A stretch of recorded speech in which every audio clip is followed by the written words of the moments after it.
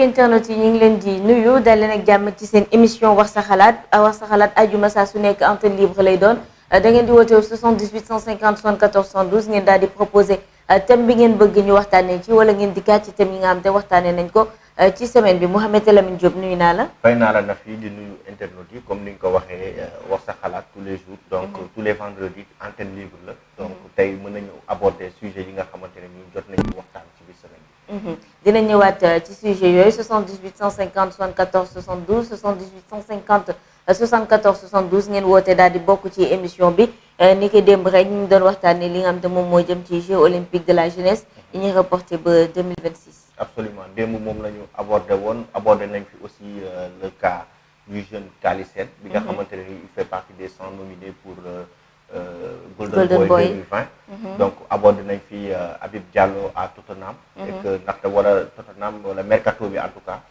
s'il doit aller à Tottenham wala beneen club. donc je pense que thème yooyu. dañuy ak combat Reug Reug bi ak combat guy ji Reug Reug donc.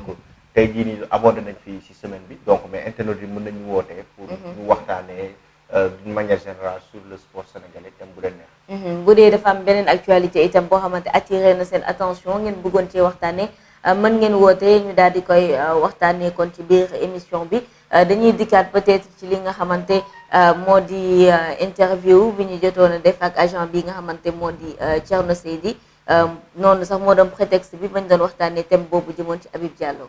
waaw absolument si moo nekkoon prétexte bi parce que thème boobu noonu dafa nekkoon thème boo xamante ne ni dafa intéressé woon Sénégalais gis nañu que ne yu sport bi mu génne woon article comme quoi que Habib Tottenham dafa intéressé wu ci Habib Diallo gis nañu réaction yu bëri yi ci amoon. donc après par la suite éclaircissement yi ci agent bi indi mooy que effectivement Tottenham dafa intéressé wu yàgg na intéressé wu ci Habib Diallo et que janvier dernier la naroon signé foofu noonu. dafa amoon li taxoon signé wul mooy le fait que FC Metz dafa bëggoon moom mu yeggale li nga xamante ne nii moom mooy saison bi et que Tottenham dafa soxla woon ci saa si parce que Harry Kane dafa blessé woon. à l'époque donc loolu moo waraloon demul Tottenham mais actuellement am na yeneen club yoo xamante ne ñu ngi ciy topp pour recruter moom. am na yeneen club yoo xamante ñu ngi topp Habib Diallo mercato mën ngeen ci addu mën ngeen suivre itam information yi ci fi nga xamante moo di viewsport.com am na yeneen actualité aussi yoo xamante dikk na ci semaine bi peut-être topic bi nga xamante tout le temps moom mooy remettre muy sujet bi muy Sadio Mané ak Liverpool ñoom it amaat nañ défaite face à Arsenal ba mel ni Liverpool boobu ni muy tëjee saison bi mara détaane. en tout cas Liverpool je crois que instant bi. xam naa Arsenal bu Anta Ndiaye. waaw xamul lenn ba leen dajaloo Liverpool di ñàkk ci kanam. waaw mais xam nga Arsenal dama yàlla baal mais mu bokk na ci club yi nga xamante ne nii ñoo gën a doxee ci àdduna parce que tey jii nii buñ demee bàyyi ba Liverpool toll fi mu toll ñuy xëccoo moom dafa métti xam naa supporter Arsenal bi suñu ma déggee rek ma mere. mais Liverpool je crois que actuellement amatul enjeu. bu énorme boo xam ne moom la ñuy daw. donc xam certain instant bi dañuy teggi seen tànk. par rapport ak saison bi du mu redémarrer ni rythme bi ñu doon demee. donc c'est tout à fait normal parce que nekk nañ champion ba pare et que amatuñu lu ñuy prouver. donc même bu fekkee am na ay records yu ñu mën a gagner sax ci des ci championnat bi mais quand même amatuñu lu extraordinaire lu ñu war a prouver. amatul lu extraordinaire lu ñu war a prouver peut-être li nga xamante moo di record 100 buts yi duñ ko atteindre. parce que vraiment saison bi jeex na et que ils ont perdu 2 matchs donc d'affilée je pense donc 2 matchs yooyu moom mooy tax ñu daal di perdre 6 points et qu'ils ne pourront pas se rattraper bu dee peut-être ci yeneen championnat yi nga xamante ñoom moom déclaré nañu woon comme diwaanu France peut-être actualité yi ñu joxe foofu mooy Gana Gueye joué na ak Paris Saint-Germain ci match de préparation yi ba dugaloon but du côté aussi de Rennes gis nañ ni foofu Mbaye Niang ak Edouard Mendy peut-être suñu champion yu bees yi si je ne m'abuse Mohamed Mbaye ak ki nga xam te moo di Loum Ndiaye du côté de Porto. absolument FC Porto moom gagné na championnat Portugal bi donc ñu leen di féliciter bu baax parce que gis nañu à chaque fois que pour le moment gisagum nañu pour le moment 4 Sénégalais yoo xam ne parce que PSG gagné na de l'autre côté ak Gana Gueye fii ñu gis Loum Ndiaye FC Bruges aussi fële de l'autre côté donc je pense que joueurs sénégalais ren waaw ñu ngi illustré wu ku ci nekk sa club en tout cas yaa ngi bay sa wax même pour coupe bi parce que du côté de l'Olympiakos ñoom ba moytu dinañ def doublé bi parce que comme que jël nañ coupe de Grèce bi Demba Ba voilà mu des championnat peut-être c'est probable Demba Ba aussi nekk champion tout une année 2020 bien remplie pour nos Lions est-ce que duñ ko fi indi sax def ko thème. laajte ci yooyu gaynde kan moo ci gën a def saison bi gën a abouti. mais man si saison bi par contre si saison bi dafa am joueur bu ma ci gën a marqué. Papis Demba Cissé. à 34 ans. saison bu mu nekk di def. vraiment mérité nañu rendre ko hommage. parce que âge avec son âge Papis Demba Cissé dañu en fait dafa renaissance laa koy tuddee sax. pourquoi renaissance mooy. pendant des années mi ngi doon plané ci benn genre doute boo xamante ne nii xamuñu ci ay performance am fan maanaam tey performance yi muy def yegsiwul woon niveau bii nii. mais ren dafa ñëw en force. il faut oser le dire. Papis Demba Cissé depuis début saison bi ñun defoon nañu sax benn thème pour ça. te est-ce que waruñu ko réintégrer équipe nationale du Sénégal. parce que gis nañu performance yi mu doon def début saison bi. gis nañu bi saison bi reprendre presque chaque match mu dugal donc ren moom man gis naa ne Papis Demba Cissé fera partie des joueurs sénégalais les plus performants. Actuellement il fait partie des meilleurs buteurs en Europe. Tu as raison moi je pense qu'il est en train d'envoyer un message fort aux jeunes pour leur dire que peu importe l'âge voilà je suis toujours là parce que bu ñu xool peut-être meilleurs buteurs yi aussi fii nii ci Sénégal raw na leen bu dee sénégalais à l'étranger ñu jël internet bu njëkk bi. allo asalaamaaleykum. maaleykum salaam. waaw juma mubarak. juma mubarak. waaye fasaale nga ñu rek. yéen kenn dee leen wax yéen fu 13h30 jotee rek wax leen amiin yéen. d'accord. mais El Amin li nga wax sama jour bi du ma ko nangu de. Papis Demba Cissé renaissance bi du ma ko nangu de. ah renaissance de instant bii de sa. renaissance la yow tamit. mais lay joxe nii. mais du ma ko nangu parce que Papis Demba Cissé moom il est toujours constant mosul dee de. équipe nationale rek dañ ko woowul woon de waaye fépp fu mu mënti nekk championnat bu mu mënti nekk tamit day daan mës a bokk ci meilleurs buteurs yi de bu blessé wul moom day bokk ci meilleurs buteurs yi. loolu moom dëgg la. c'est que nag ñun Sénégal nag ñoo am culture màgget loo ñun dañoo gaaw a màgget loo joueur gis nga Cheikh Kouyaté ñëpp naan dafa màgget ñaari jabar la am te Crystal Palace bu fubalul mu feeñ. ñun ci boppam ñoo gaaw a màgget loo joueur. en plus Papis Demba Cissé bon c'est un joueur bu xamante ne baax na ci groupe. ci ay équipe nationale yii nii. parce que day progresser loo booy yi.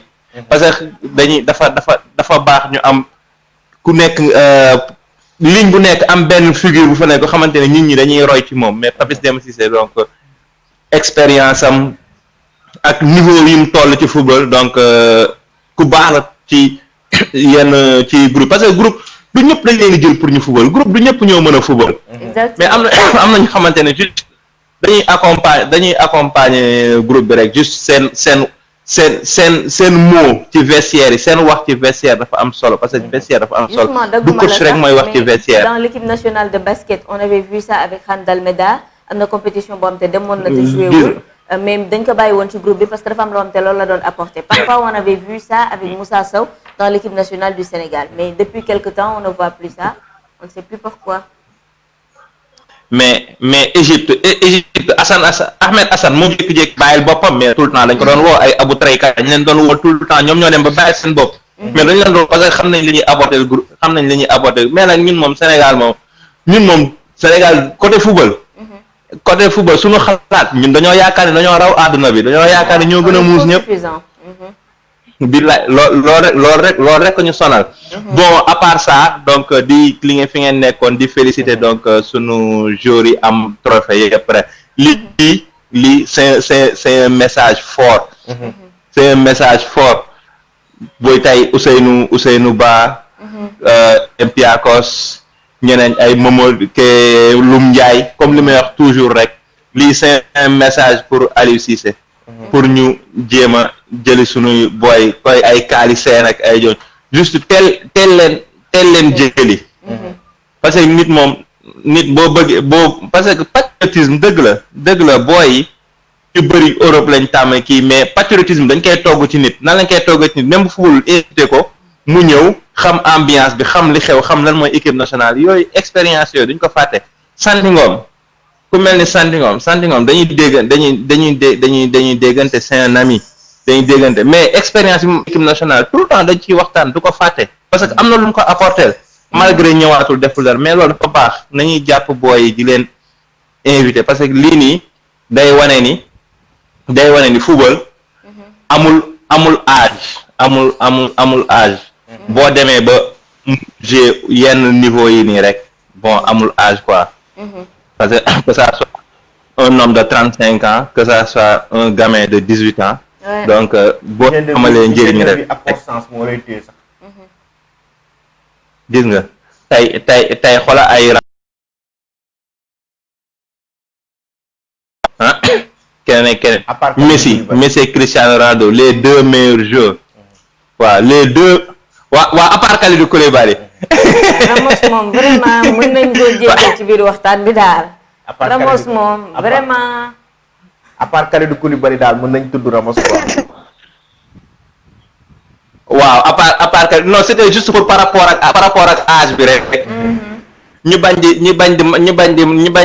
di màggetloo suñu joueur vraiment Papis Demba Cissé moom vendredi bi passé am na benn internaute bu fi dugg attaqué ma xam lan la ma attaqué nee na pourquoi may wax ne que joueur championnat Sénégal mu ne ma Aliou Cissé dafa war a di woo joueur championnat Sénégal yu bëri parce que ñooñu ndax am nañ niveau ma ne ko wax ma kan ak kan am niveau mu ne ma non na leen woo rek ma ne ko mais wax ma kan ak kan moo ci am niveau bu tax Aliou Cissé war ko woo yow mi nga xam ne da ngay suivre championnat local bi keroog looloo ne woon débat bu métti bi fii nii ñu ne ma am na championnat bi am na niveau léegi nag foog Aliou Cissé di woo booy ma ne ko mais man d'accord léegi championnat bi am na niveau te mënuñu dem phase de poule te mënuñu dem phase dama lay jox deux exemples pour ñuy wax championnat am na niveau Sori Keita dafa survolé championnat Sénégal waa Wydad jënd ko mu ñëw fii ñu changé mu gis beneen façon football mënul laal bal Djeylani Fall ci Ligue Pro bi sans Auxerre sax niveau bi ngand na mais Djeylani Fall ñëw na fii jaar na Wydad non avant te Djeylani Fall mu fàttaliku coupe du Sénégal Jaraaf Djeylani Fall lu mu fi def coupe du Sénégal jeex mooy biñ koy nëbb Jaraaf ñaari tali bi mu jógee voyage ñëw làqatu ñu koy nëbb kenn xamul fu mu nekk gars yi waa ñaari tali gis ko échauffement tiit bi muy def genre mbëkkam boobu waaw Auxerre jël mais Auxerre sax sori na parce que niveau boobu dafa xaw a kawe mais dafa ñëw Wydad mënul football Selim Ndaw amul lu mu deful championnat Sénégal amul jàmbaar ñëpp dañu wax Selim Ndaw moo dàq football Sénégal mi ngi nii ba léegi mënagul percé mi ngi fii Aline Ndiaye ak central bi jar mi ngi fii mi ngi foofu Tëngéej mi ngi fii mi ngi Maroc fii kan moo fi nekk di dox Mamadou Ali Diouf Ousseynou Thioune tam bi mu ñëwee foofu Ousseynou Thioune Mame Sayer laa waaw Ousseynou Thioune dox na Mame Sayer mi ngi woon Tanger benn match lañ ko yóbbu arrière gauche mu yàq match bi ñu arrêté contrat am ci sur le champ ci la changé club gars yi duñu wax li fi am fii niveau yi tollawuñu moo tax suñuy wax suñuy wax niveau championnat Sénégal dañ ko xoolaat loolu moo tax en fait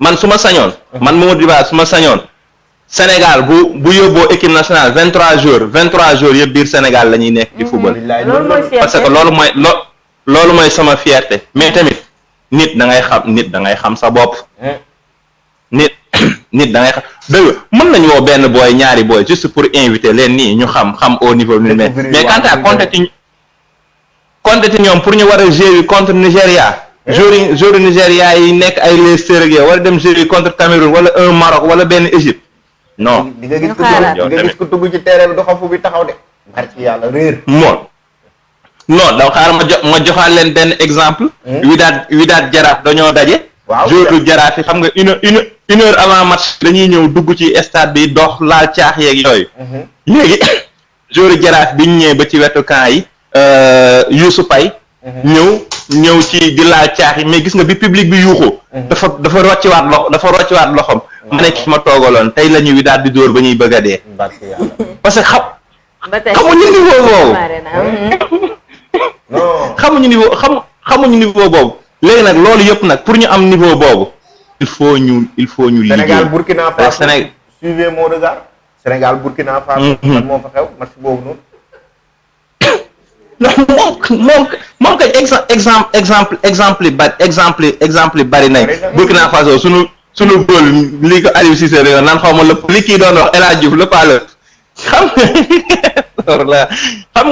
xam nga tey dëgg la affaire yi bëgg nañ mu dem mais tamit affaire du man Mamadou Diba du yow Al Amine du yow Nafi affaire bi xam nga ñaan la. on ne recrute pas ñu diriger le football des beaux yeux on ne recrute pas Mamadou Diba parce que tey jii nii championnat Sénégal il marque des buts wala affaire yi on recrute Mamadou Diba parce qu'il a le niveau parce que bu ñëwee équipe nationale dina la apporter dara mérite lay war a. jeex na tey nos meilleurs joueurs yu survolé équipe nationale ani Ndiaga Yade ani Ndiaga Yade ani Ibrahima Niane pourtant xoolal débat bi waxtaanee nañ ko fi yàggul dara waxtaanee nañ ko fi yàggul dara nekk tey ñi nga xam ne toj nañu championnat Sénégal ana daam ana Pape Ibnou Ba.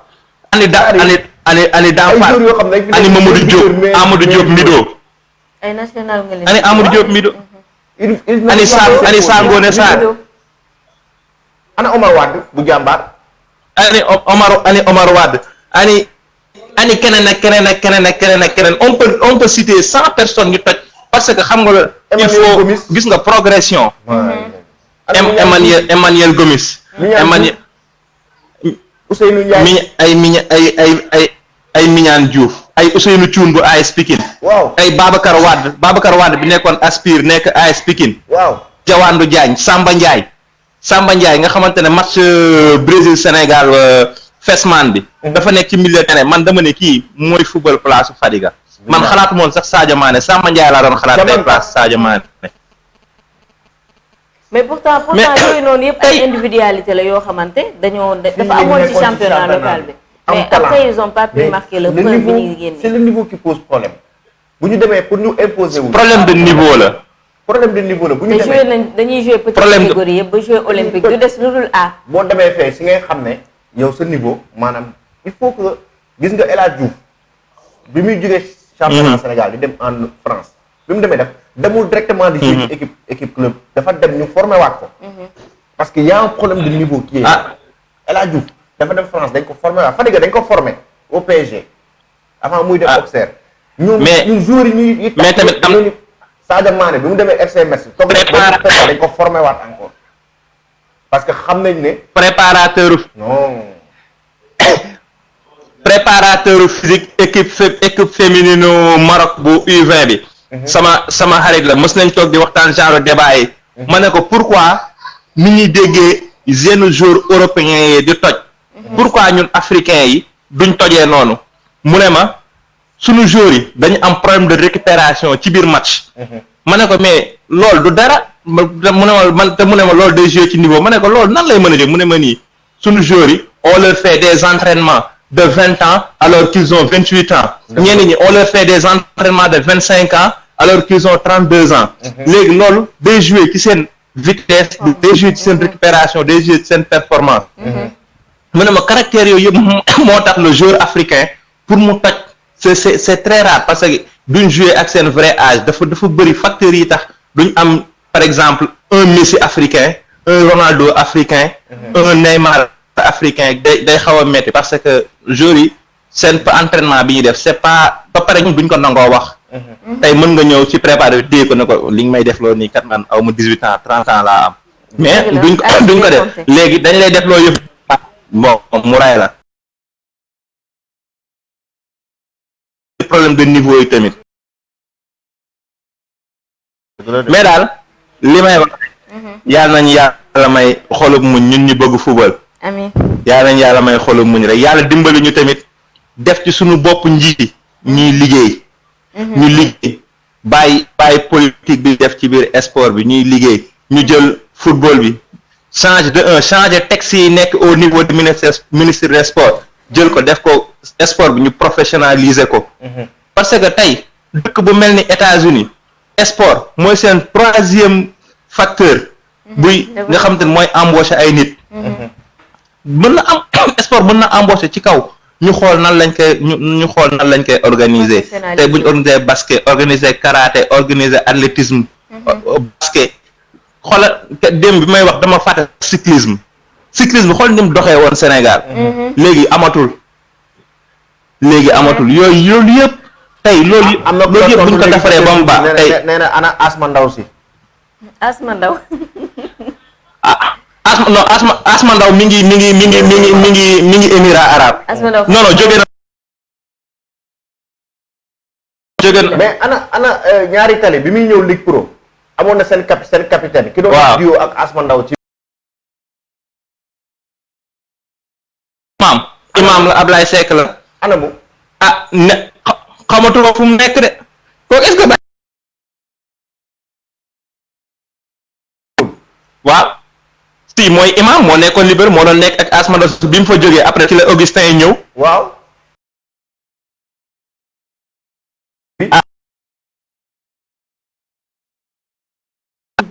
no xam nga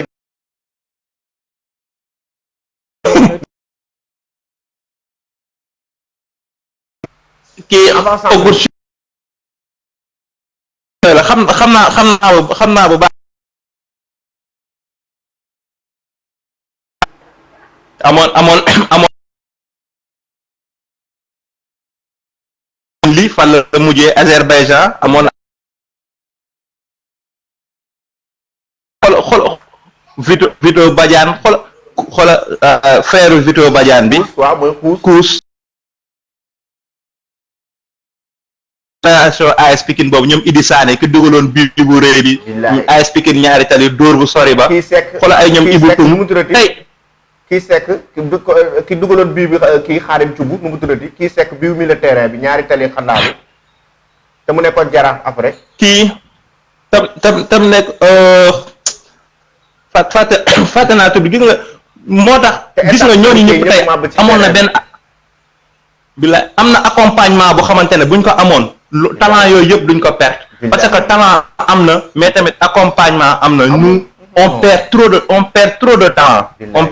talent te loolu yoon c'est man genre affaire yooyu moo may metti te on a les moyens on a l'expertise am nañ ressources humaines bi bu nga xam ne war nañ mën a gérer le football mën nañ gérer sport yëpp parce que man su may wax du ma wax football kese parce que man je suis tous les sports man sport yëpp laa bëgg mais damay wax sport en général am nañ expertise bi am nañ les moyens mais nañ ko ci def ngir yàlla war a suuli yi nañ ko ci def buñ ko ci defee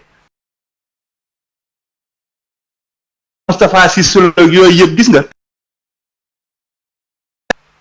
duñ leen sax li jël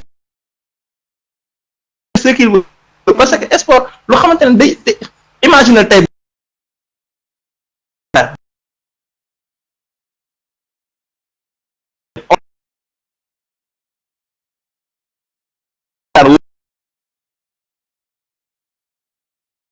ci wax parce que ñun on trouve insensé ñu arrêté Ligue Pro naan nawetaan dafay am c'est-à-dire loolu moo yenewul maanaam football professionnel amul football amateur bi am loolu ñun tamit ban genre dëkk lañ ne ba pare tamit benn question tamit bu may laajte chaque jour 4e volet licence su nawetaan bi nga xamante ne la ñuy wax dañuy dem fédération la majeure partie des joueurs qui jouent en Ligue 2 nationale 1 nationale ñi ngi ci nawetaan ñi ngi ci nawetaani léegi comment ça se fait ñoom tamit ñu am ñaari licence biir fédération loolu tamit c'est une chose à éclaircir vraiment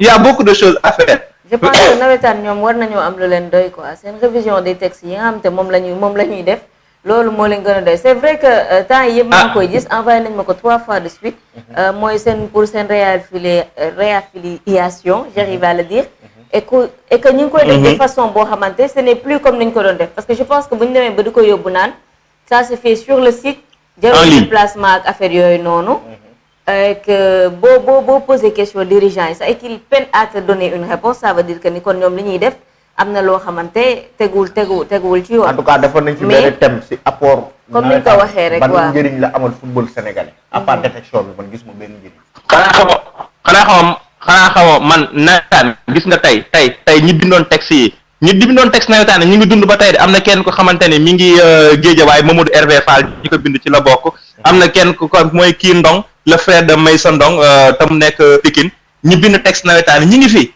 mais ñoom bi ñuy bind na xam nga nawetaan c'était pour quoi pour les élèves les étudiants mais tey nawetaan xamuñ kenn rek a ci ñan ñoo ciy gagné waa ONCAV ak sëriñ yi. instrument de mais politique amul kenn ku ciy gagné. dañ ko politiser ba mooy loolu yàqu na. ni en tout cas daal yàlla nañu yàlla may xolu muñ yàlla nañu yàlla may ay njiit yi xamante ne bon dinañ gëm ni sport mën na développer dëkk parce que tant que amuñu ay njiit yu xam ne am nañ gëm-gëm ni sport mën na développer dëkk duñ dem mais buñ ko jàppee foo rek bis buñ ñuy kon di ko jàppee foo loisir rek du dem. mais daal il faut tamit ñi ci nekk tamit seen bopp tey nawetaan bi li koy régler tey mooy zone yëpp équipe yëpp tey ku ci nekk bu ñëpp changé woon seen représentant zone yi dans 3 ans ñi nekk ONCAV ñëpp fay jug parce que bu la sa équipe yóbbul doo mën a dem zone bay dem ORCAV bay dem ODCAV bay dem ONCAV.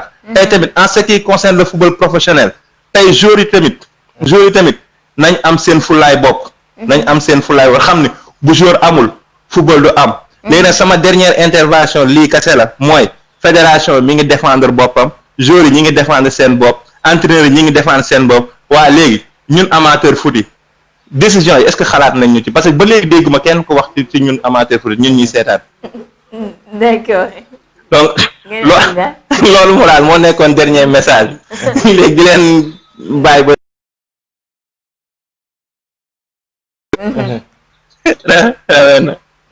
Amina Diagne amel na la fi message nee na nga organiser ko ndax amateurs yi ñu mën leen dégg par rapport ak décision yi nga xamante ñu ngi koy jël mu nekkoon suñu internaute bu njëkk doon addu ci plusieurs points en tout cas laal na fépp foo xamante dafay metti ci lu jëm ci wàllum sport bi rawatina football local bi lui s'inspire beaucoup plus sur ça même si touché na yeneen sport yëpp yi nga xamante moom moo am wax na partie bu am solo je pense que ni ñi ngi bàyyi xel ci petite catégorie bi nga xam te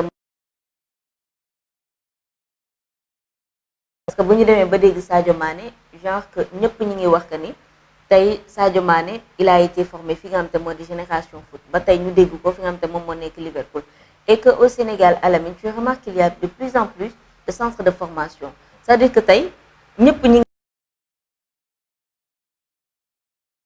te fa la ñu war a mën a taxaw yem fa muy li nga xam te moo di débat sur l'âge bi tey xale bi nan nga ko mën a jàppale ba teel ko dugal ci li nga xam te moo di sport bañ a bàyyi ba mu am yenn âge yi di ko indil problème na fi tey mën naa la wax benn mbir boo xam ne man c'est-à-dire wax li ma lay wax nii man dama lay wax de source sûre billaay waxuma ko pour dénigrer leen waxuma ko pour maanaam je n'ai rien contre eux mais xam naa benn centre de formation fii Sénégal boo xamante ni damay wax seen tur Aspire la tur am na ci ay joueurs yu ma xam yoo xamante ni 95 94 la ñu déclaré moom la ñuy joué alors que dagg nañ 7 ans ou 6 ans seen âge réel loolu la ñu yóbbaale ba nekk ay joueurs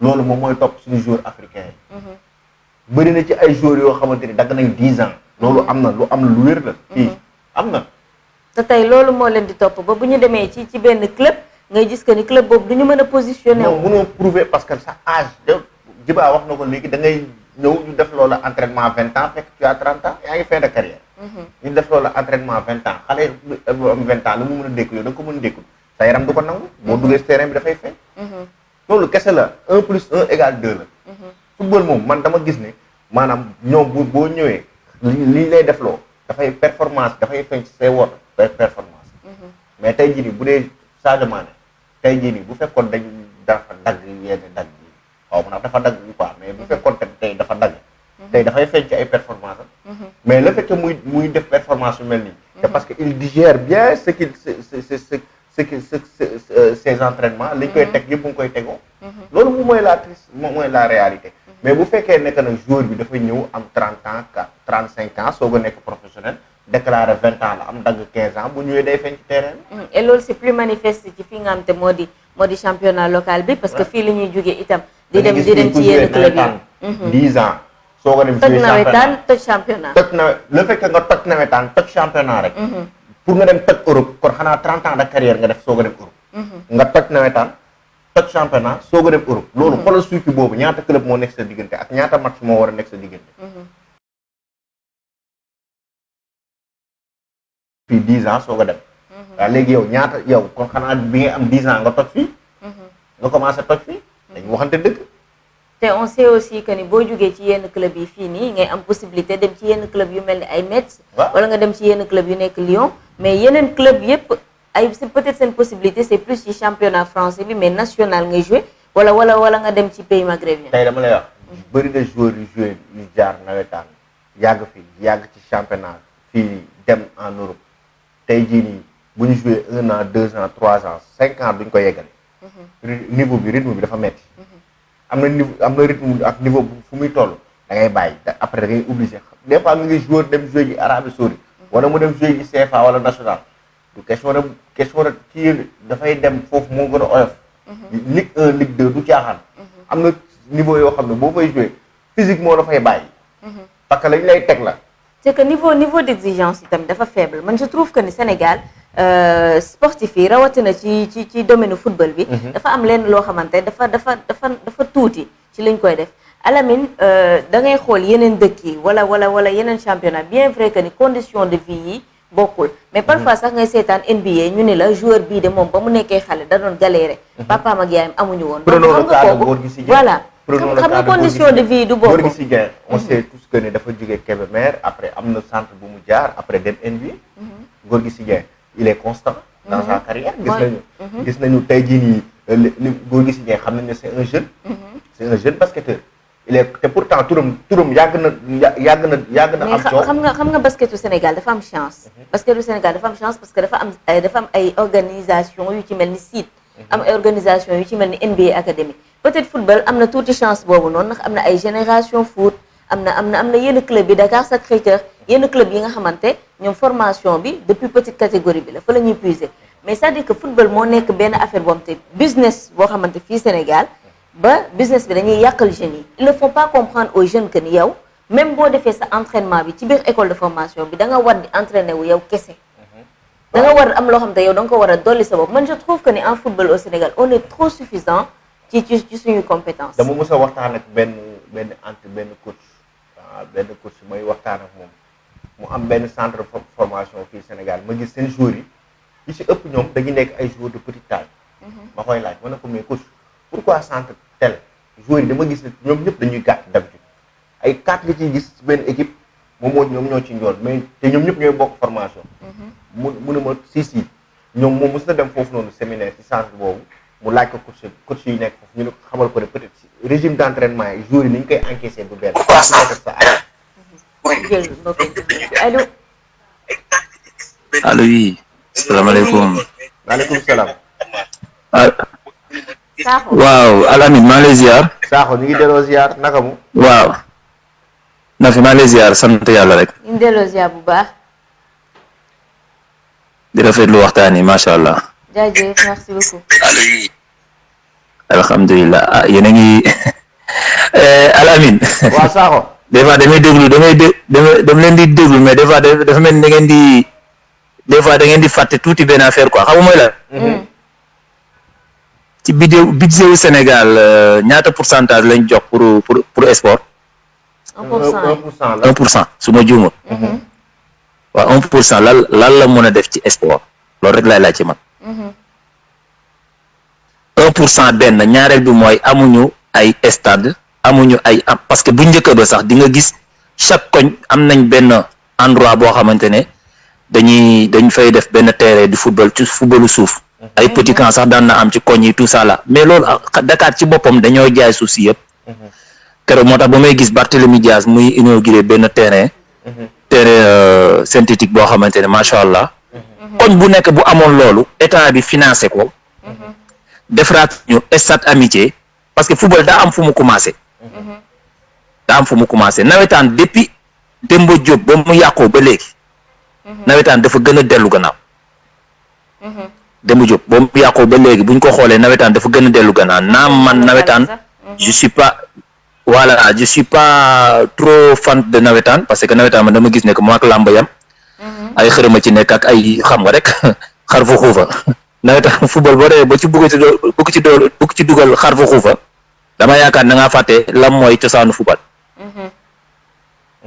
voilà mais nag nañ jël lépp delloo ko ci état bi bu ñu insister foofu rek dinañ xam suñu góom nan lañ koy fajee gis nga tey Al Amine billahi bu ñu tabaxoon chaque koñ benn terrain football chaque région ñu tabax fa benn stade bu normal di nga gis xoolal 10 000 Sadio Mané 40 000 Sadio Mané dëgg la mais génération de foot la moo tax ñu am doole tey parce que ñoom dañ am condition yu normal dañu am condition yu normal yoo xamante ne que ni permettre na leen chaque fois bu ñu bëggee entraîner wu xale bu am 10 ans boo ko fa dugalee balaa moo am 18 ans mu xam bal lañ koy joué dañu waxante dëgg te bañ a naxante gis nga ñi yore affaire sport bi ak sportif yi ñoo war a jóg fëgg ci taabal bi ci dëkk bi lañ bokk ñu bañ leen a fàtte waa làmb bañ soxlaa stade dañ ko yuuxu ay années des années ba ñu jox leen stade boo xamante ne que ni football lim mun a andi stade boobu mënu ko andi nañ waxante dëgg stade boobu noonu boo xoolee ñi fay gagné ñëpp mooy ñan privé yi ñoo fay gagné contre ma làmb c'est normal ci développement Sénégal la bokk mais ñi fay gagné du état bi du fay gagné du population Sénégal privé yi ñoo fay gagné maanaam benn yow comme exemple Al Amine yow nga tëgg làmb mais bénéfice bi ci sa poche la jëm yow da ngay fay say droit fay say kii jeex na bu fekkee football la nag football day jaay réew maanaam mais Brésil la moo ko développé football ci la bokk Brésil ñu bëri bu ñu ko xamee voilà c'est ça te ñun dañoo am ay xale yoo xamante ne billahi football rek lañ bëgg mais amatuñu est-ce que xam nga ne ñun booy seetaan parfois documentaire yi ci Brésil man dama koy suivre lu bëri parce que man Brésil man daanaka ñoom ñoo tax ma xam football mais booy seetlu ñoom seen documentaire yi bu ñuy def ci football ils ont les mêmes images que le Sénégal en fait c'est-à-dire que ni ñuy jëlee mbedd mi di ko filmer ngay gis xale bu ndaw bu am 2 ans te balu kii yoo xamante carton la ko defal wala affaire de football c'est les mêmes images qu'on retrouve au Sénégal mais ñun mënuñu exploiter mais xoolal Neymar mii nii papam su ma juumul mécanicien la woon Neymar Junior mécanicien la woon su ma juumul Neymar boo xoolee ba ñuy am na documentaire am bu ma mës a gis mais booy buy dem école sax day yóbbaale bal mais Brésil nag affaire bi dem ba nekk dooj biir favelas yi sax voilà parce que xam nañ ni mais Al Amine Tunisie bi nga dendal noonu Algérie bi nga dendal noonu Égypte bi nga dendal noonu même chose dañoo am ay terrain football yu baax yow yaa ngi dem ay Brésil mais dëkk yooyu ma la limal noonu dañoo am ay terrain yu baax moment bi nga xamante ne que ni état wu Sénégal mi ngi ñaan pour ñu defaral leen arène nationale moment boobu noonu Guinée mi ngi defar stadam bu bees tàqawaat mais Guinée il a le droit de demander pour que ñu jox ko mu organiser Coupe d'Afrique parce que moom pare na pour xam nga suqaliwaat football ñoom seen joueurs ak seen joueurs locaux yi li ñuy laal joueurs sénégalais yi duñ ko laal ci salaire keroog ñu ngi ko doon wax c'est que Sénégal ñun suñu feebar suñu feebar ma xam nga nit ki nga xam sa feebar nga xam sa feebar te jugoo pour faj ko moo ñu daal te xoolal dañuy bañ nga faj ko j'ai parlé avec un habitant de Liberté 6 am na benn terrain foofu bu ñuy entraîner dégg naa ay club Ligue 2 sax dañ fay entraîner waa ji ni ma ñun de suñu terrain koñ bi am na ku baax ku fi nekk indil nañu gazon synthétique ak loolu yëpp pour defaral ñu terrain bi parce que gis na ni terrain bi ASC koñ bi moom lay utiliser ay club Ligue 2 dañ fay ñëw et tout wax na ma sax turu waa ji ku am xaalis mu ne ma mais dossier bi dañ koo bloqué maire bi moo ko bloqué buggul moom mu def ko fa loolu parce que affaire politique la c'est-à-dire que yow tey xam nga ni bu ñu defee pour jeunes yi la mais affaire politique nga ni da nga koo baare ma tegal la ci waaje xeex na ba jël terrain waajooju noonu xeex na ba finalement day mujj terrain bi léegi ni mu consensus bu mu trouvé ak nga mooy équipe bu nawetaan bi léegi dina leen permettre ñuy entraîner ci terrain bi mais keneen ku bëgg entraîner terrain da ngay fay yaa joxe exclu bi noonu da ngay fay voilà gis nga kooku xam nga kooku mi ngi liggéey ci kaw gouvernement bi mi ngi liggéey ci kaw population bi te loolu mu xajoon na ci xaalisu fédération bi xajoon na ci mu delluwaat ci footballu Afrique et footballu Sénégal. loolu kooku c'est un kooku noonu. kooku c'est un homme d'affaires. pour man am naa droit am xaalis. pour man xam nga kañ la. fédération bi moo war a installer ay terrain. nu mu tudd Alamine. fédération Sénégal man pour man xam nga kañ lañ échec. ba Amara Traoré dem coupe d'Afrique mu échec man boobu laa wax fédération Sénégal échec na. dañoo waroon a démissionner ñoom ñëpp c'est Afrique nag dañoo baaxoo xamuñu luy démission. ñoom foog nga dàq leen ñu yóbbu le tribunal yéeg ak wàcc pour am xaalis ça veut dire que ñoom xaalis moo leen fa bàyyi mais du développer li nga xamante ne moom lañ la dénk. dañu waxante dëgg dañ la def xaalis moo leen fa bàyyi mais du développer li nga xamante ne que ni moom la jeunes yi di xaar ci ñoom mais xoolal seen vote bi jàll nekk biir hôtel bële waaye dama fàtte fu ñu doon def seen kii boobu di reyante foofu. seen jour élection bi maa ngi ko doon suivre mais xam nga dafa am yoo xamante ne que ni boo ciy dugg sax dañu naan da nga contre kii da nga contre ka mais ne la sénégalais yi bu fekkee yéen a ngi may dégg ma jeexale ko foofu. jóg leen ngeen takkasee tubéy seen marché yi ngeen di def pour ñu tabaxal leen arène nationale marché yi ngeen di def pour ñu tabaxal leen stade da ngeen koy wone ci kaw kii état bi xam ko bu baax a baax. parce que état bi am na leneen lu mu talent. am na leneen lu mu tal stade tey boo amee benn 100 milliards mun nga tabax ñaari stade yu normal. te ñoom ñi ngi yàq lu ëpp 100 milliards. xoolal seen doom boobu dem États-Unis benn xale bu ndaw boo xamante ne liggéeyagul sax diggal na ay oto buy jar 100 millions. téeméeri millions imagine toi ça téeméeri millions mënoo ci tabax ñaari stade yu ndaw ci biir ay koñ dañoo doon dëgg. jeunesse bi la. mais am na yoo xamante ne boo koy wax stade ci koñ yi stade yu mag yi baax. régional yi. non foog non xam nga comme que mën nañu wax ne sax stade yu mag yi bañ ko yàggee kaas du tey exemple laa la yow gis nga ci biir koñ yi boo amee ay stade yu baax rek ñu commencé foofu d'abord ba ci biir koñ yi ñuy am ay joueurs yu normal le temps que état bi di tal li nga xamante ne moo stade yu mag parce que stade yu mag bañ ko dalee coow du tey ñaata match moo jàll fii Sénégal mënut a jouer biir Sénégal. dëgg la de. saa exemple mus naa fekkee débriefing benn coach nawetaan mu tiim ay joueurs am yor benn feuille naan leen dans le football il y a des terrains sablonneux il y a des terrains caillouteux il y a des terrains gazonneux moo xool course bi xaw ma fa la sa jàngee ma ne sama xel gis nga genre gi ñooy gëmloo booy neneen mën nga nekk ci suuf nekk mën nga di football ci suuf nekk bi saaxo jour boobu dama réer ba sama biir pour te dire que Sénégal kooku mi ngi rey xale Sénégal gis koo xam ne day yor ay xale di leen entraîné ci suuf xale yi di bëgg a rey xoolal xamu ne sax mu ngi leen di sànq ñu ngi leen di sànq wallaay ñu ngi leen di sànq comme sànq li nga dox ci booy yi nga xamante ne dañuy joué nawetaan ba pare comme Al Amine li nga doon sànq da ngay gis ku jógee ci nawetaan bëgg a dem Europe bëgg a jouer ci professionnel mais ça va être difficile 2 ans 3 ans ngay jouer nga bàyyi am na ñoo xamante ne sax boo fa jouer dañu naan mais kii mun na jouer mais qualité am na lu des fekk yow rey nga sa bopp ca gazon yoo xamante ne kenn xamul yan gazon la rey nga sa bopp ci suuf si rey nga sa bopp ci nawetaan bi nga ñëwaat fii nar a commencé waat à zéro te fekk amoon nga volonté nekk jour amoon nga volonté pour nekk grand joueur mais boo ñëwee Europe réalité yi bokkul bu ñu tiitaloo Sadio Mané fan la jógee fan la jógee nañu waxante dëgg jógewul ci nawetaan bi nawetaan boo xoolee 10 mënoo ma limal 10 joueurs yoo xamante ne jógee nañ nawetaan ñëw Europe def 10 ans de carrière ci biir championnat même bu fekkee Ligue 2 la man musuma ko dégg di jeexalee foofu rek parce que yàgg naa ci ligne bi problème bi nañ ci dut suñu baaraam état bi moo war a gestu football bi 1% du dara ci football yaa dégg na yokk budget kii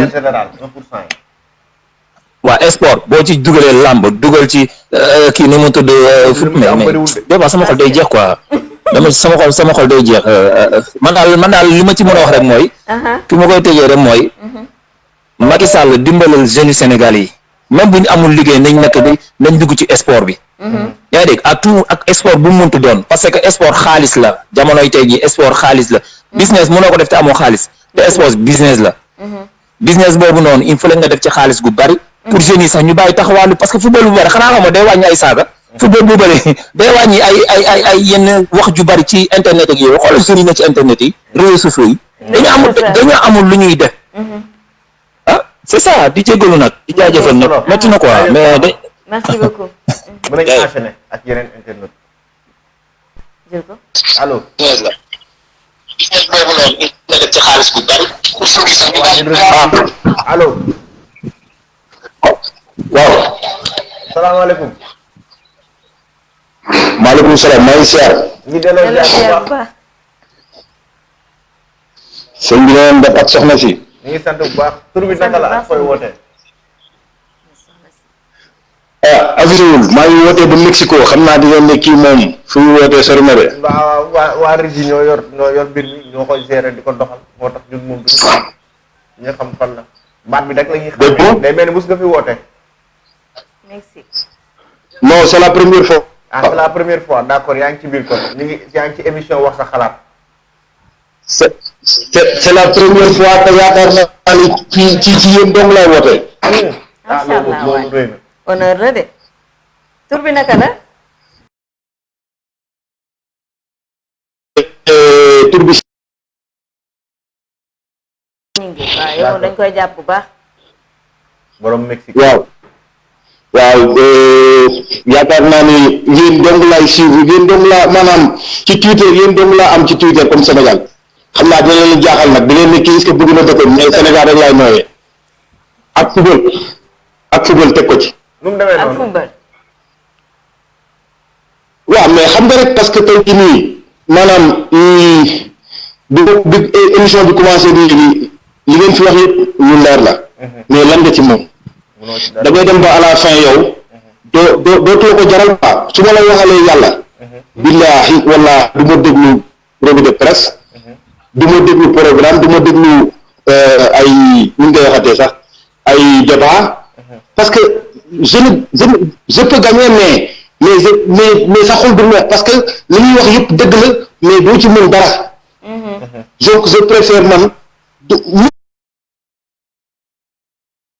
du ma ko déglu parce que revue de presse waxal leen yàlla yéen ñaar mos ngaa déglu revue de presse te déggoolu la naqari te mënoo ci dara ok pour commencer naa ko déglu nag man revue de presse yu sport rek laa tamit non dañuy waxtaan rek waaw xam naa ne ci sport bi ngeen focaliser quoi parce que ñu ngi laal ci thème yu bari man ñu Brésil def naa fa Argentine def naa fa 6 ans Mexique Europe fu ne def naa fa yàlla dimbali nga moo teel naa tukki quoi même waajoo ji doon wax sax naan Brésil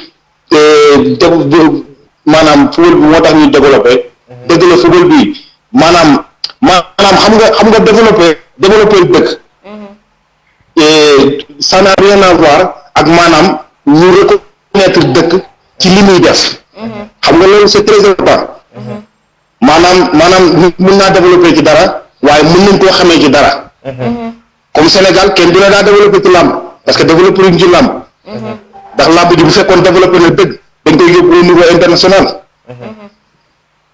te tubaab yi pourtant seen sport ñu ngi koy imposer NFL fu mu toll nii américain yi ñoo ko génne ñu ngi koy yóbbu ci yeneen dëkk yi ñu ngi koy ci yeneen dëkk yi partout dans le monde yegseegul dëgg la yegseegul yenn dëkk yi Afrique waaw mais man daal maa ngi leen di remercier vraiment yéen a ngi laal thème yu baax parce que man moom football moom ci laa mën a toog di déglu moom amul leneen Sénégal waaw wax dëgg yàlla yeneen bi mais li waajooju wax na sànq wax bu am solo mooy maanaam terrain yi nga xamante ne ñi ñoo nekkoon ci biir dëkk bi te ñu koy séddoo man nii Mbuur laa dëkk mais loolu du Dakar kese am na Mbuur am na fépp fu gaa yi gis terrain wala fu ñu gis benn espace dinañ fexe niñ ko lewalee maire Mbuur baa ngi ne terrain yi bari takk na ci loxoom xam nga loolu dafa doy waar dañ koy jaay ba pare tamit dinaa la waaw ba pare dinaa la wax point bi ëpp importance te ñun duñ ko def Afrique surtout Sénégal mooy maintenance ak continuité ak kii ak entretien loolu tubaab foofu lañ ñu rawee dëgg la parce que tey jii nii boo gisee maanaam waaji naan stade Léopold Sédar Senghor dëgg la amuñu stade yu baax mais stade Léopold Sédar Senghor pourtant Camp Nou moo ko mag ay Bernabéu ñoo ko mag ay San Siro ñoo ko mag ay Maracana ñoo ko mag foofu mais lan moo tax ñu gën koo baax stade Bernabéu Santiago Bernabéu kan moo sañ a saw ci mur bi. bind ci. kan moo sañ a bind ci muru stade Santiago Bernabéu wala nga saw ci. ban espagnol moo ko sañ. waaw léegi yow question bi yow laa koy wëlbatiku laajaat xam nga tax ma la koy laajaat. parce que li ma wax dafa tënk lépp maanaam mooy ñun dañoo préférer surtout Sénégal dañoo préférer yëkkati ay milliards. def ko ci fenn ba pare du ay wax du ay dañuy am événement ñu andi ko. fere ci 30 milliards supposons da ngaa war a teg ne benn 2 milliards wala 3 milliards boo xamante ni pour entretien la yaa ngi dégg maanaam tey jii da ngaa war a jël xam nga Sénégal bari na fa ay entreprises yoo xamante ni ñii dañuy nettoyer ñii ay électricité la ñu def ñii Dakar Arena bi ñu mujjee defar dañ wax dëgg rek ñu bëggoon mu mel ni San Siro mën na koo mel parce que li muy laaj mooy xoolal da ngay jël fu na nga jël fa groupe boo jëlee groupe d'électricité jël ménage jël ñu nekk ci wàllu gazon bi jël ñi nga xamante ni ñoo nekk ci wàllu peinture bi jël ñi nga xamante ni ñoo nekk ci wàllu kii bi yëpp bu ko defee ñooñu boo di fay salaire jël gardien 24 heures sur 24 kon doo gis ku taxawaa ku jaar ci mbedd stade bi nañu waxante dëgg gannaaw mais loolu amul. non c'est que mbir mi sax parce que tey jii nii mbir mi fi muy déparé ci stade bi mooy booy accordé marché bi nga accordé ko koo xamante mën na defar stade mais nga bañ a jël marché bi accordé ko koo xamante sa xarit la nga mu defar stade bi un an après stade bi yaa mais loolu ba pare stade yi tamit il faut ñu xam ni boo defaree stade football la après peut-être boo defee piste athlétisme beeg yooyu noonu yeneen ñii mën nañ cee bokk mais benn stade nga bëgg di ci tëgg football di ci tëgg làmb athlétisme ñëw fa leneen ak leneen ñëw fa ku am concert nga jox ko stade bi loolu tamit mënul dem à un certain moment. waaw loolu mooy maanaam loolu mooy ñàkk responsabilité mu ko weesu loolu. stade de France sax da nga gis benn artiste tëgg fa. mais benn événement lay doon bu mag entretien bi war dañ ko fay def. moo tax mu mën a dékku loolu. mais bu fekkee fii ñun déjà ñun defuñu entretien. yow fii concertu Akhlou Brick amoon na fi stade Alassane Djigo football féminin waroon jouer ji. ñu ñëw ba ci terrain ba fekk matériel bi ci biir terrain bi. waaw je me rappelle. Sénégal li ñu war a wax yëpp. waaw xam nga loolu c'est bizarre. loolu Sénégal dong lay am nañu waxante dëgg quoi. Sénégal dong lay am. mais du am ci yeneen dëkk yi. parce que tey jii nii bu ñu defaree dara pour dara demal ci arène nationale ba nga naan da nga fay jéem a fubal. duñ la bàyyi nga fubal fa.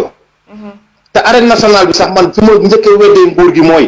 nañ waxante dëgg Sénégal lañ bokk maanaam sport national bi làmb la buñ ko nangoo buñ ko bañee mais man du ma seetaan làmb xaw ma sax mbëri mais man je me comprendre ak du ma d'accord ci maanaam Sénégal ñu am stade bu nga xamante ne ni bu mel ni arène nationale ñu war koo defar ak Sénégal fu mu toll ak Dakar ni mu xatee du question de dara quoi mais jam ñaajo yaa ngi ne da ngay tabax nouvelle ville ba pare te làmb incident kese la nañ waxante dëgg buñ ko nangoo buñ ko bañee incident kese la bu ñuy dem incident la buñ nekkee ci làmb ji incident la buñ génnee incident la léegi yow doo ko def foo xamante ne nii tey jii nii bu làmb ji tasee ñii jaar Thiès ñii jaar Mbour ñii jaar Tivaouane ñii jaar Dakar dañu waxante dëgg mais nga ñëw bu foo xamante ne nii yow d'ailleurs amoo espace parce que tey jii boo demoon ci arène nationale man dem naa fa stationnement yu baax yoo xamante ne nii oto yi mën nañ faa taxaw yu mat lu mat 5000 oto amul fa nañ waxante dëgg.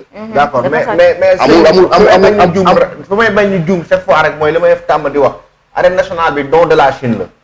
ñun tabaxuñ. waaw loolu bëgg naa loolu sax moom xam nañ ñëpp xam nañ ko. waaw ñun dañu koo may. 32 milliards yi daan Sénégal waaw tabax. 32 milliards boole ko ci bilan yi. arène nationale don de la Chine la na leer. loolu Chine moo ñu ko offre.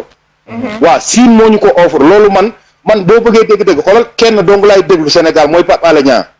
Pape Alé Niang laa doon déglu te xam nga du question ne dama koo bàyyi démb rek yàlla xam na ne am naa benn message benn copain ne ma sawaay ana Pape Alé Niang yow taay déggatoo ma ne ko sawaay Pape Alé Niang sax billaay wallaay dama ko bàyyee déglu ndax xam lu tax ma bàyyee koo déglu yàgg naa wax nit ñi dëgg yàgg na leen a yee yàgg na leen a wax lu am te nit ñi dañ koy dégg mais duñu manifesté wu sax ne lii Pape Alé Niang wax dëgg la nañ waxante dëgg day sonn benn instant man moo tax man suivre tuma ko sax parce que da ngay am lu la métti chaque jour léegi yow loolu doo siin sa waay nga am espace bu doy jam ñaajo doo dem ba xool jam ñaajo fu kii chinois yi ne la xoolal fi nga bëgg ñu defal la ko ngeen xam nga ancien leader yi ne la Pikine parce que Pikine moom làmb mais pourquoi Pikine rek moomul làmb feneen ak feneen ci làmb la bokk yaa ngi construire ville bu bees mais demal ba jam ñaajo nga xool te espace bu doy ne chinois yi defal leen ma ko fii mu am ay parking bu doy mais yow stade bee ne fu mu toll nii sa waay grand lutteurs yi bu ñu fa dajee sa waay 5000 euros mënuñu faa taxaw nañ waxante dëgg. dëgg la. vraiment bëgguma ci yàgg mais daal maa ngi leen di encourager man ñu mel ni yéen daal laa mën a suivre Sénégal TFM du feneen laa kii bu la neexee nga dugg sama compte Twitter après boo paree nii Omar Sénégal la. Omar Sénégal 87 boo ko xoolee amul benn kii bu ma ci suivre Sénégal. bu dul jour. dëgg la ñu ngi lay jaajëfal bu baax. mais maa ngi leen di encourager seen émission bi am na solo. merci beaucoup. oui yàlla leen yàlla jàppale teg leen loxo. amiin ba seen émission bi yegg fu ngeen ko foogewul. ci barke Yonent bi sallallahu alayhi wasallam. depuis Mexique Mbour. jaajëf sëñ Mourou. jaajëf dégg naa leen. ñu ngi lay ziar bu baax. ñu ngi koy jaajëfal bu baax. nekk leen ci jàmm. bonne continuation. merci beaucoup. tere ok merci beaucoup jërëjëf benn waaye bu tere football bi xëy suba tere commencé ko tabax wàcc fa suuf ak garawaay. jàmmalaay. waaw terrain ba tere football bi gars yi takk seen i ndigg. allo. waaye. allo. allo oui. kii sociologue la yow. yaay booy ci la nekk. maa ngi nii rek naka mu. yaa ngi si jaww. naka sa àjjuma. Alamine. waaw moom ci la nekk ñu ngi lay ziar. lépp a ngi dox. dañ laa gëj a dégg. waaw bon maa ngi dugg de temps en temps cette semaine maa ngi dugg 2 fois. waaw semaine bi yow est-ce que du yaa ngi doog a dugg non. keroog non dugg naa 2 fois lamb bi ci laa dugg ak tey. man kay maa ngi calculer sama bopp de. yaa ngi dellu sa fréquence ok. après bu taw si jaalee ñu commencé duggaat chaque jour amul waaw problème. xam naa ci opération tabaski bu metti nga nekk. waaw gis nga bàyyi ma nekk ci kër yi ba mu kër rek. waaw noonu la. mais nañ ci jaaw. ñu ci jàmm bu baax. bon émission baa ngi nice ah. merci beaucoup. ñu dugg ñëpp nuyu naa leen bu baax. sant leen gërëm leen waaw. mais bon tant que damay analyse ma def quoi en tant que sociologue la société bi. jaajëf. tant que daam ko dugg naan nañu jël 100 milliards tabax ci ñaari stade yu baax. donc man je me demande quoi de kii sa moom ton. ak dëkk yi fu mu toll nii dinañ jël 100 milliards yéen dañuy tabax ñaari stade te ñu am ay stades yi fi nekk ñu war ko mën a rénover defaraat ko. stade yi fi nekk rek bu ñu ko defaraatee instant yi nii Sénégal kenn ëpp ko stade déjà. waxuma waxu CAN de mën nañ prévoir CAN plus mondial. stade yi fi nekk rek bu ñu leen defaree ba ñu normal. mais nag malheureusement on n'a pas les hommes qu'il faut ñun dañoo nekk di dundee sport mais dundal lu ñuy sport. voilà muy ci côté yëpp nag lépp ci kaw la commencé ba nu mu wàccee suuf. côté nawetaan gis nañu waa ODCAV li ñuy def di lekk seen xaalis. côté budget Sénégal national gis nañu waa fédération leen ci tax a toog ñoom ñëpp xaalis seen biir moo tax seen biir yi bul xam sax nu ñuy toll xaalisu riba la ñuy lekk à chaque fois parce que dundu lu ñu sport jéemuñu dara ñoom nañ toog rek di xaar ku leen daax. waaw Sénégal moom dañuy échec dina toog ñu échec gaat dina toog. looloo tax ñu ne pouvoir affaire yu yàlla la moo tax yàlla rek ko moom nit moom bu toogee ci pouvoir à chaque fois day gën a dof rek. non man je comprends ñiy ragal affaire réhabilitation stade yi parce que à chaque fois da ngay dégg ne réhabilité nañ ko. mais que nga toog 1 an après à la fin de la saison tu te rends compte que dafa yàquwaat. peut-être loolu tax ñu bëri di ragal réhabilitation yi mais bon comme li ñuy wax rek. chantier bi moom da nga koy jox ko mën. mais pas nga jox ko koo xamante après affaire xarit lay doon. muy justifier loo xamante ce n'est pas justifiable. Nafi loolu sax loolu nga wax ni dëgg la de mais deuxième position laa koy teg première position xam nga mooy lan problème Sénégal fii nii. amuñu suivi. waaw. da ngay xool bu ko xool ci stade kese nga xoolal place de l'Obélisque yëpp dañuy defar ba pare mais amul benn suivi. te lépp loo gis ci àdduna pour que mu durer mu soit durable day am suivi. donc maa ngi dégg ngeen jël exemple ay Santiago Bernabéu Van Alamine moo ko doon wax quoi. mais foofu daa am suivi. chaque instant yaa ngi gis ay policiers yi doxantu ci côté bi kenn sañu faa def quoi que ce soit bay naan da ngay taxaw sax damoo permission oto sax bay gaare leen permission voilà donc suivi boobu mu am ñun pourquoi pas ñun sénégalais ñu mën kaa am tey naan sénégalais dañoo réew mais sénégalais moo la gën a xàmmee alkaati donc pourquoi pas ay alkaati yu say doxantu mais loolu Sénégal rek ngay gis moo tax agression yi bëreet leneen ak leneen parce que jamais nga gis ci ay civil yi nga xam ne ni dañoo jóg pour taxawaalu pour rek xool ku ñu war a agressé ñu intervenir wala kon ñu danger nga gis leen fa ñuy doxante loolu dafa war a am loolu doo ko mos a dégg fii nii ñoom leen lañ tal mooy dem ramasser lekk 6 000 ak 3 000 jàmbur yi dëgg la de te loolu yëpp état dañ ko war a jóg mais mooy loolu bu fekkee ñu war a liggéey luñu gars yi di échec di gën a toog fédération moom man waxuma sax démissionné El Hadj Diouf ak ñëpp wax nañ ba demaat seen yoon mais dañoo war a démissionné ñu waxtaan dëgg Aliou Sarr daa war a démissionné ñu war a démissionné dañoo bëri tamit mais ñoom ñëpp dañuy xaar leen ko leen daat baa ñu toogaat 4 ans rek waaw non ñu fëgg seen loxo ci ndab bi la ñuy xaar sénégalais moo tax nit ndab bi pour nga fëgg loxoom ne ko jugal raxasu donc c'est pas du tout joli man daal li may revenir en un point mooy sport bi dañ ko war a dundal te bàyyi di ko dundee dëgg la voilà bu ñu jéem a jël suñu xel yi yóbbu ko naan ay tabaxal ñu ay arène nationale 32 milliards du dëgg de comme ni ko Alamine waxee du dëgg tabaxuñu benn 32 milliards waa Chine dañ leen feeñal bind ci aide chinoise ci bunt bi dem wéeru voilà dafa leer nañ non ñu laaj ñu bëggoon de ci waaye ñoo xool gis sport bi gis làmb lu muy di ak passion bu mu indi ci àdduna bi université lañ ko def ndax loolu la jeunesse bi bëgg comprendre nga voilà gars yi ñee ñu ne Chine lañ koy def dañ wax ci la Touba bi rek c'est la même chose gars yi dañuy xool fu leen arrangé ñu def ko fa daf ñoo sax jigul ba fi arène nekk caw rek non arène nationale yëpp fu ñu ko def noonu nga xam ne mën nañ rey nit tëmbal ko instant yi làmb amul te yaa ngi koy dégg ay nit yu dee kon bu làmb amee lu muy demee qu'on se dise suñ ko def baaxul xat na frais d'organisation bi rëy na parce que lan bëgg nañ poste gendarmerie dafa waroon def poste gendarmerie waaw loolu la ñëpp wax nag li ñëpp wax te mooy njëriñ dafa waroon am man mii bu ma nekkee Pikine ba minuit jot bu ma jëlee taxi du jaar noonu parce que mën nañ laa wàcce yow ak chauffeur bi yéen ñëpp la ñuy kar moom gars yi di kar di nangu mën a jàmm jeexee yow booy ñibbi sa bakkan mi ngi ci xottu gerte génn boo génnee arène nationale di ñibbi ñi nekk ci arène nationale bi di fa dem chaque combat yi xam nañ ni arène nationale ba Cambérène ba Thiaroye non ba ci croisement station EDK bi bu Yaraax ngay dem ba foofu da ngay tari faatee ba yegg waaw yow côté boobu dara wóoru foofu mooy loolu is na bes mais bon bu ñu paree ci critique yi tamit man kontaan naa de làmb ji sajj na de yow làmb ji daa sajj nii ñëpp jël dañ avance denc ñun kay nañ ñaan kay Covid bi dem yoonam 2021 dara du ko daal téléwoon yëpp jot nañ seen avance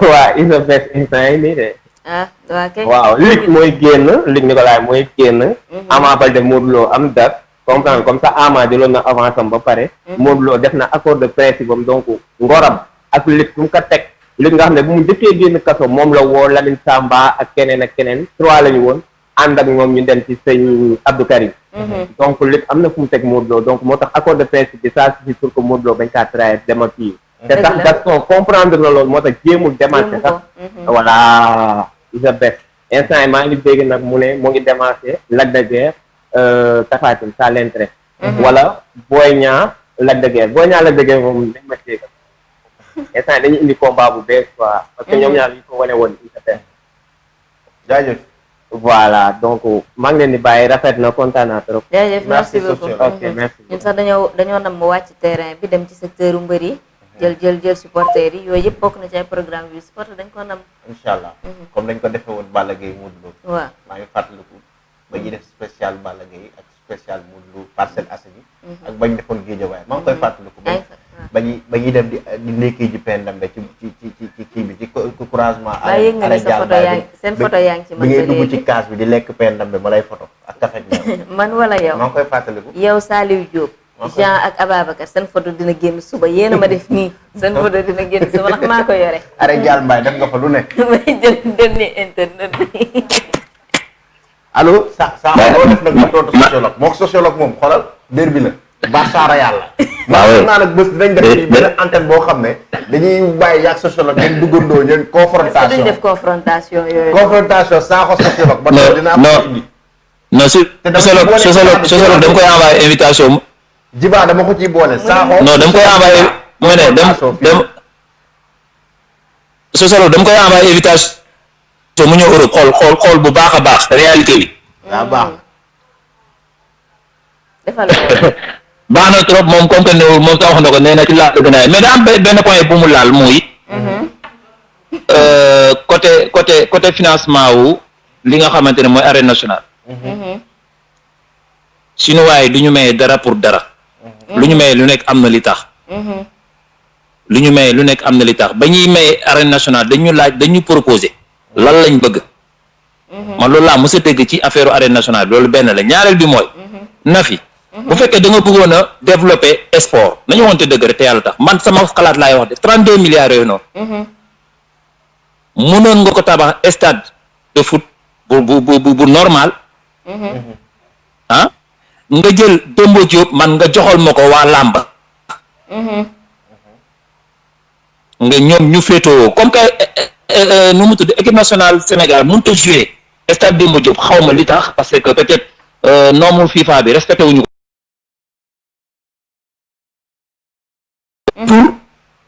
pour équipe nationale ñu mun fa am beneen deuxième stade bu ñu amul parce que lan moo ñu daloon contre Côte d'Ivoire.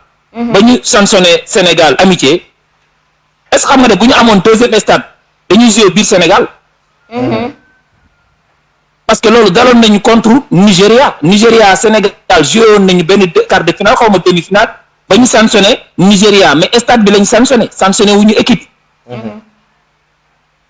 Nigéria dafa continuer Coupe d'Afrique ba mu jeex mais ci yeneen stade yi pas stade bi nga xamante ne que ni foofu la ñu wàccee fas yeeg xaj ak yooyu.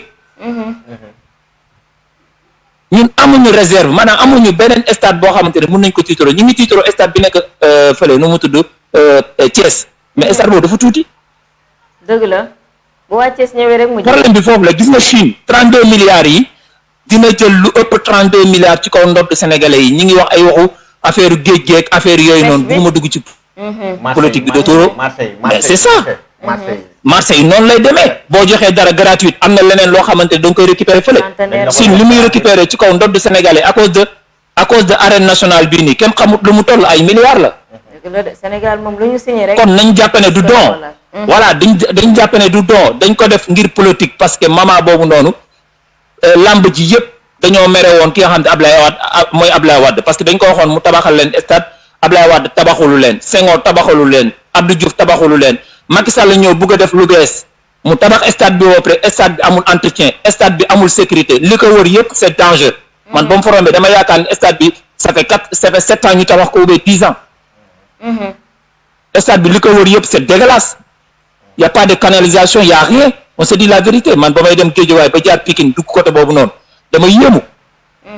c'est que ci kaw ndox bi la. nañu respecté Sénégalais yi gis nga man li may wax mooy fii ak sportif yi ñëpp laa wax ñi nekk ci làmb jeeg ñi nekk ci football ñi nekk ci ndox meeg ñëpp laa wax. fii ak juwuñu takkoo dóor ci taabal bi état bi du leen respecté problème bi foofu la nañ daay di wax ay don amu fi. danga may jox fii ma jox la fële rek la. jaajëf. jaajëf Sakho jaajëf moo nekkoon suñu dernier internaute ci émission ma bàyyi la nga tàggatoo ah. d'accord di jox rendez-vous internaute yi lundi incha allah. ci beneen thème ñu fas yéene ko waxtaan même heure. lundi incha allah lay doon à partir de 16h bon week-end à tous.